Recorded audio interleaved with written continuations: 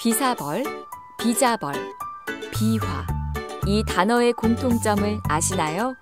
바로 지금의 창녕에 있었던 옛 가야국의 이름을 이루는 단어입니다.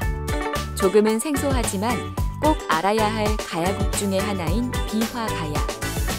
비화가야는 어떤 나라였는지 지금부터 창녕에 남아있는 유적지들을 통해 알아보겠습니다. 유네스코 세계유산 등재를 바라는 가야 고분군을 찾아서 오늘은 비화가야 창녕을 찾아왔습니다. 창녕에서 저희가 첫 번째로 온 곳은 교동 고분군인데요. 선생님, 그런데 이 교동 고분군과 송현동 고분군이 서로 다른 곳인가요? 예, 지금 이제 문화재청에 등록돼 있기로는 교동과 송현동 고분군 이렇게 하나로 등록이 되어 있어요. 그러니까 같은 거죠. 교동 고분군, 송현동 고분군 이렇게 이야기하는데 사실은 같은 그거 이제 성격도 비슷하다고 합니다. 그런데 송현동 고분군이 신라의 영향권에 있었다라는 말을 들었거든요. 그 예. 말은 사실인가요?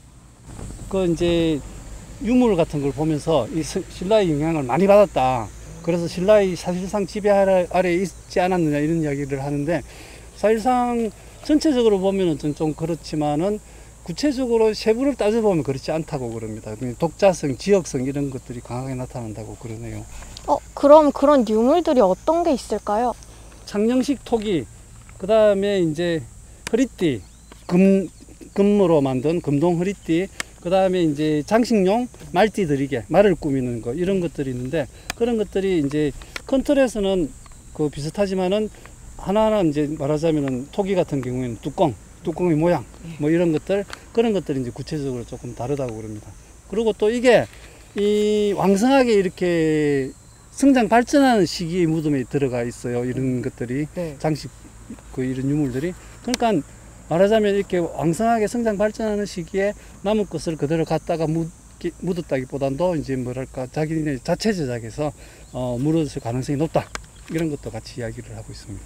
그러면 신라의 고분군과 가야의 고분군이 마냥 같았을 것 같진 않은데 어떻게 달랐나요? 가야의 고분은 우리가 또 보는 것처럼 이런 언덕에 또는 이제 야트막한 산의 꼭대기에 이렇게 있는데 신라의 왕릉 이런 것들은 보면은 어떤 평지에 있는 경우도 꽤 많죠.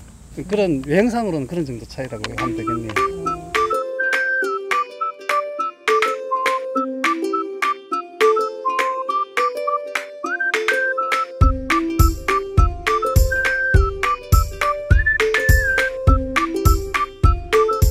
이 고분 앞에 서니까요, 선생님. 바람도 시원하고 또 창녕 전체가 눈에 들어오거든요. 근데 모양이 독특한 게 표주박을 이렇게 엎어 놓은 것 같아요.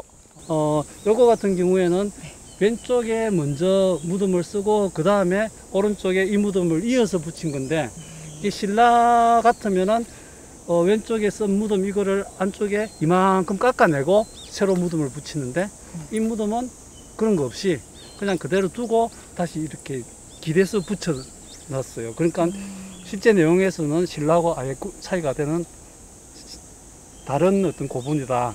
이제 이렇게 된 거죠. 이것은 가야의 고분이다라고 밝혀진 거군요. 선생님, 그리고 그 가야에서는 순정이라는 걸 했다고 들었어요. 그렇죠. 바로 요 이제 요쪽 요거를 이제 15호분이라고 그러는데 여기에서 순장한 4명의 뼈가 발견이 됐습니다. 그 중에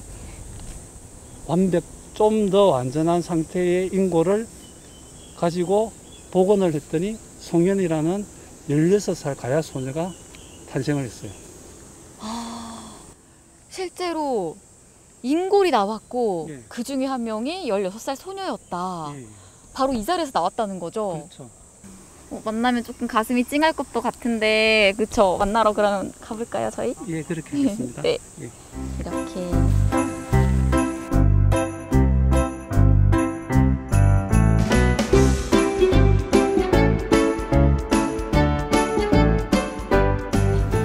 창녕 박물관으로 와 봤는데요. 창녕의 옛 이름은 선생님, 제가 알기에 비화가야가 있고요. 또 많은 이름들이 있다고 하더라고요. 어떤 게 있어요? 가장 오래된 기록으로는 불사국이라는 게 있고 그 다음에 이제 뭐 말씀하신 대로 비화가야, 비자가야, 비자벌, 비사벌, 뭐 비자화 뭐 이런 것들인데 그게 다 이제 빛, 그 다음에 벌, 들판, 그 빛벌 요 두 가지로 다 이제 이렇게 모인다고 보시면 됩니다. 아, 빛과 벌로 모여지는 이름들이 예. 있군요. 그 역사도 참 다양할 것 같은데 그럼 예. 박물관 안으로 들어가서 만나볼까요? 그 시기에 해당하는 가야가 다 여기 모여 있습니다. 아, 다 여기 모여 있다고요? 그럼 한번 가보시죠.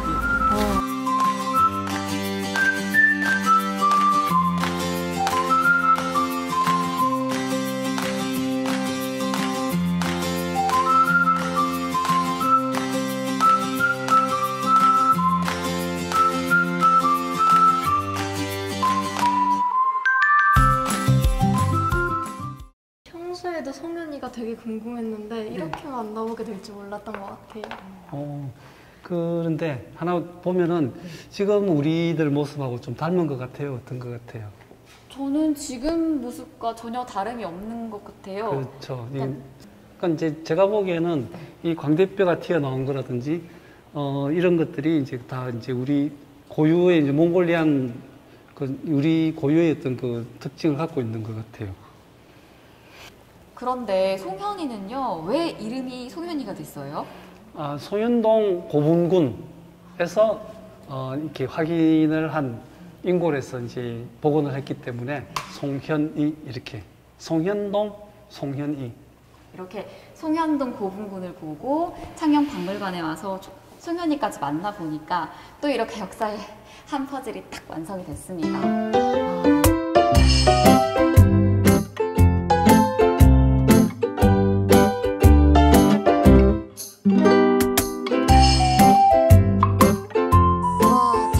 지성묘. 선생님, 이 고인돌은요. 네. 그동안 제가 봐온 고인돌과는 크기부터가 확연히 다른데요. 네, 그렇죠. 네. 예, 뭐 대충 봤을 때 가로, 세로, 높이 이렇게 했을 때 한 30세제곱미터. 무게로 따지면 100톤을 훨씬 넘는 어떤 그런 무게가 되겠죠. 우리 달변 학생한테 주로 우리가 이제 고인돌을 어디서 많이 보았는지 기억을 할 수 있을까요? 저는 평지나 자그마한 언덕에서 봤던 것 같은데 이런 곳에 있는 건 또 처음 보는 것 그렇죠. 같습니다. 여기가 야트막하긴 하지만 요 일대 요렇게 이제에서 보자면 가장 높은 자리거든요. 그리고 우리가 여기 한 200m, 300m 되는 거리를 올라왔어요. 네. 올라오면서 이 종이 몇 장 들고 왔는데도 막 힘들었어요. 네. 그러니까 이게 원래 여기에 있지 않았다면은 이 언덕을 그 수많은 사람들이 밀고 당기고 하면서 올라왔던 거겠죠. 그럼 이제 이게 요 자리에 있지 않았다는 거는 잘 알 수 있는 게 뭐냐면 우리가 이 바닥을 보면 알 수 있듯이 네. 이쪽 동네는 이 지질이 이런 하강함이 아니고 이런 퇴적암, 네. 예, 구도 이렇게 무른 퇴적암이에요. 그러니까 요 일대는 다 요런 거니까 이거는 진짜 저 멀리 어디에서 이렇게 끌고 밀고 하면서 여기까지 가지고 온 거죠. 그러면 이 고인돌에 묻힌 사람은 가야 사람이었을까요? 예, 이제 고인돌은 우리가 아는 대로 이제 네. 청동기 시대 유물이잖아요. 네. 근데 우리가 말하는 가야는 철기 시대 문화 역사예요. 네. 그러니까 이제 직접 관계는 없고 한 시기 앞선 단계, 그러니까 가야인의 이제 선조쯤 될 수가 있을 텐데 이게 이제 그렇다고 이제 말하자면은 청동기 시대, 그러니까 오늘까지만 청동기를 쓰고 그럼 내일부터 우리가 철기를 쓰자 이렇게 되는 건 아니지 않습니까? 네. 그리고 이제 청동기 시대에도 이렇게 강력한 권력이 있었기 때문에 이 창녕 땅에서 나름대로 그 이후에 비화가야라고 하는 어떤 철기 문화가 이제 또 이렇게 아름답고 번성할 수 있었던 것도 이런 청동기 시대의 권력 이제 전제를 해가지고 이렇게 이어진다. 그러니까 여기는 가야의 새벽, 네. 가야의 여명을 알리는 어떤 그런 유적이다 이렇게 이야기할 수 있을 겁니다. 그러면 이게 청동기 때부터 있었으니까 먼 옛날부터 이 마을 분들에게는 예. 참 소중하고 또 신성시되는 공간이었나 봐요. 그런 것 같네요. 선생님, 그러면 가야의 새벽에서 예. 이제 한번 어디로 넘어가 볼까요? 창녕진흥왕 척경비로 가겠습니다. 저녁으로 함께 가시죠. 네. 낭만적인 것 같아요. 역사 탐방. 네.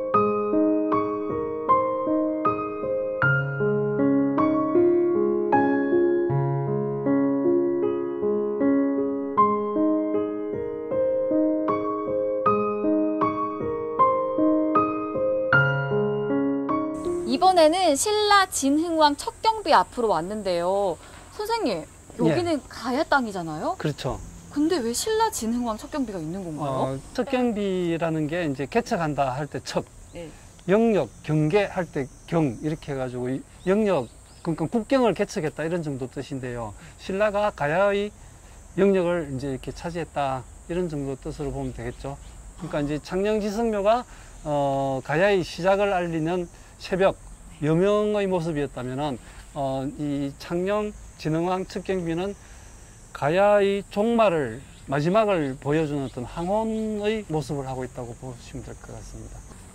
그러니까 신라진흥왕이 이 땅을 개척하고 그럼 그때 비화가야가 막을 내리게 되는 건가요? 예, 그렇게 되는데 그때 당시의 정황을 조금 이야기를 하자면은 554년도에 관산성 전투에서 백제를 완전히 제압하면서 한강 유역을 독차지한 다음에 그 다음에 이제 그 낙동강 유역으로 이제 눈길을 돌리기 시작하죠. 그래서 이제 그 이듬해인 555년에 창녕에다가 하주라는 그 단위를 설치를 하고 561년도에 이 진흥왕 척경비를 세운 거죠. 그러니까 그 대충 기록이 남아있지 않으니까 정확하게는 모르지만은 555년 전후한 시기에 이제 비화가야가 멸망을 하고 그 이후에 이제 이 척경비를 세우게 된다 이렇게 되는데 이 척경비를 세움으로써 낙동강 서쪽에 있는 다른 가야 세력들로 이제 신라가 그 나아가 진군하겠다는 말하자면 진격을 울리는 나팔 소리 역할을 한 게 이 그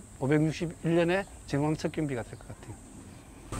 선생님, 그럼 이 척경비에는 과연 무슨 내용이 담겨 있는 걸까요? 진흥왕이 남겨뒀던 금속물의 형식을 봤을 때 앞부분에는 본인의 행차 기록하고 그 다음에 뒤에 보이는 거는 사람 이름은 이제 그 본인의 행차를 수행한 사람들의 이름 이렇게 되는데 그러니까 지금 같으면은 가야를 향한 국경에 와가지고 네. 육군, 해군, 공군에다가 해병대 사령관까지 불러가지고 여기서 군사 퍼레이드를 벌인 거죠. 그리고 이제 그런 정도로 이제 여기 내용이 적혀 있는데 사람 이름만 해도 40명, 남짓 이렇게 된다고 합니다. 확실하게 내가 국경을 개척했다라는 쐐기를 박는 행위였다고 볼 수 있겠네요. 여기까지는 내 땅이고 예. 요 넘어 저쪽도 언젠가는 내 땅이다. 선생님, 그러면 가야는 언제 멸망을 하게 된 건가요? 532년도에 김해 가락국이 멸망한다. 여기 남아있고 그 다음에는 별 기록이 안 남아있는데 여러 가지로 봤을 때 창녕의 비화가야 같은 경우는 555년에 하주를 설치했다. 여기 그러니까 그 이전 어느 시기에 망했을 것이다. 그 다음에 대가야, 고령에 있는 대가야하고 그 하천의 다라국은 거의 그 운명 공동체라고 할 수 있을 만큼 가까운 사이니까 그거는 기록에 보면은 요거 세운 이듬해 562년도에 신라한테 공격을 당해가지고 일거에 기습을 당해가지고 망하는 걸로 그렇게 되어 있습니다. 오늘 이렇게 저희가 가야의 시작과 끝, 흥망성쇠를 모두 만나보고 있는 것 같습니다. 네. 유네스코 세계유산 등재를 바라는 가야 고분군을 찾아서 오늘은 창녕에서 함께했습니다. 학창 시절에는 깊이 배우지 못했던 가야사를 좀 더 풍성하게 알아가는 시간인데요. 다음 시간에 더 알찬 가야사 이야기로 찾아오겠습니다. 여러분, 다음 시간에 만나요. 알면 알수록 더 궁금한 비화 가야의 역사. 뚜렷한 지역성이 반영된 독자적인 문화를 바탕으로 그 역사를 이어왔는데요. 빛과 들이라는 한자가 합쳐진 비화 가야의 이름처럼 앞으로 창녕을 중심으로 한 비화 가야의 역사가 세상의 빛을 보길 바라봅니다.